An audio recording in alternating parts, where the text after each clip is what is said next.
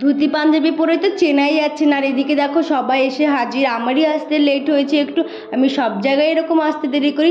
আর এদিকে গাড়িটাও ছেড়ে দিয়েছে, আর আমরা কোথায় যাচ্ছি ভিডিওটা সম্পূর্ণ দেখতে হবে। আর আমরা এখানে সবাই হাজির, আর দেখেই বুঝতে পারছি আমরা কতটা মজা করছি। আর হ্যাঁ, এখানে ছোটো থেকে বড় সবাই এসেছে। এই দেখো আরেকজনও ধুতি পাঞ্জাবি ম্যান। তো এখানে সবাই মজা করছে, আর ওখানে দেখি সবাই স্নান করছে। আমি স্নান করিনি, আমি করে এসেছি। আর এই দেখো আমার বোনকে আমি জিজ্ঞেস করলাম যে কেমন লাগলো, বলে হেব্বি লাগলো। আর এদিকে দেখো তো উপোস থেকে তো ক্লান্ত হয়ে গেছে, তো এখনও ঘর তোলার নিয়ম চলছে। আর এইখানে দেখো দাদা, পাড়ার বৌদি, কাকি সবাই। আর এইদিকে দেখি কামরাঙা আমরা আর পেয়ারা মাখা বিক্রি করছিল, তো সেখান থেকে আমরা আর কামরাঙা নিয়ে এলাম। আর এখানে গাড়িতে বসে বসে খাচ্ছি, তো খুব ভালো লাগছিল। আর আজকে ওয়েদারটাও ভীষণ ভালো ছিল। আর এরা যেখানে যাই সেখানে নাচ শুরু করে দেয়। আর এখানে এসে দেখি তো আমাদের প্যান্ডেলের গেট, আর এখানে চুলি ম্যাম্প লাগানো হচ্ছে।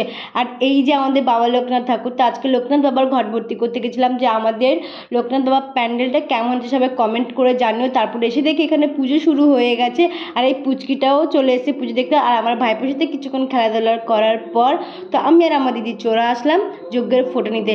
এদেরকে দেখো একদিন না খেয়ে এদের এই অবস্থা। তো আমার ভাই বলছে লোট খেয়েছি, তো প্রসাদও চলে আসলো, এখন এই প্রসাদগুলো দেওয়া হবে। আর আমাদের বাড়িতেও লোকনাথ বাবার প্রসাদ চলে আসলো। তো ভিডিওটা এ পর্যন্ত, দেখা হচ্ছে নতুন একটা ব্লগে। আর ব্লগে কেমন লাগলো কমেন্ট করে জানিও।